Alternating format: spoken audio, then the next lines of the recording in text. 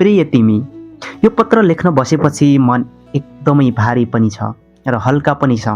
भारी यस अर्थमा छ कि धेरै कुरा तिमीलाई भन्न सकेको छैन र हल्का यस अर्थमा छ कि आज ती शब्द बनेर तिमीसम्म पुग्दैछन्।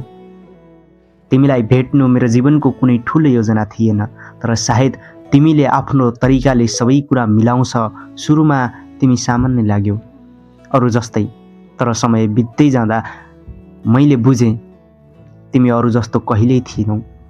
तिमी बोल्दा तिम्रो शब्दहरू मात्र होइन, तिम्रो भावना पनि सुन्न पाइन्छ। तिमी हाँस्दा अनुहार होइन, पुरा वातावरण उज्यालो हुन्छ अनि तिमी चुप बस्दा तिम्रो मौनता बोलिरहेको जस्तो लाग्छ। मलाई थाहा छैन प्रेमको सही परिभाषा के हो, तर म यति चाहिँ भन्न सक्छु, तिमीलाई सोच्दा मन शान्त हुन्छ अनि तिमी टाढा हुँदा मन बेचैन हुन्छ, अनि यही हो प्रेम। हो, म तिमीलाई मनदेखि चाहन्छु। तिमी मेरो जीवनमा आएपछि धेरै कुरा बदलिएका छन्। पहिले समय बित्थ्यो, अहिले पनि समय तिमीलाई सम्झिँदा बित्छ। पहिले सपना आफ्ना थिए, अहिले ती सपनामा तिमी अडिएकी छेउ। कहिलेकाहीँ मलाई डर लाग्छ म तिमीलाई धेरै माया त गर्दिनँ।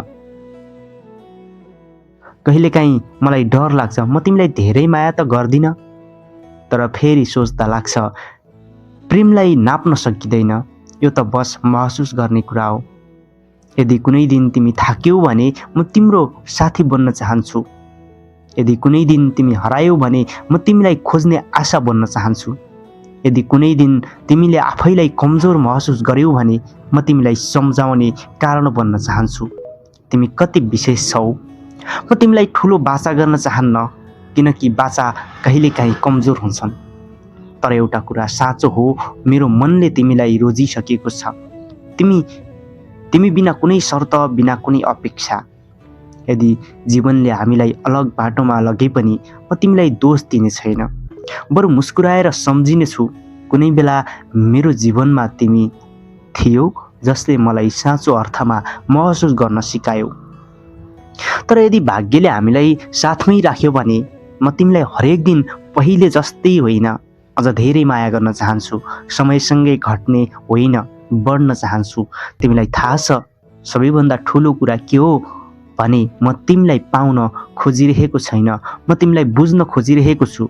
किनकि प्रेम पाउनु मात्र होइन, प्रेम बुझ्नु पनि प्रेम हो। अन्त्यमा यति भन्न चाहन्छु, यदि कहिल्यै तिमीलाई लाग्यो कि तिमीलाई कुनैले निस्वार्थ माया रूपमा माया गर्छ भने त्यो सम्झुनु म त्यही कतै तिमीलाई मन लिएर बाँचिरहेको हुनेछु। सधैँ तिम्रो सोचमा हराइरहेको तिम्रो आफ्नै मान्छे।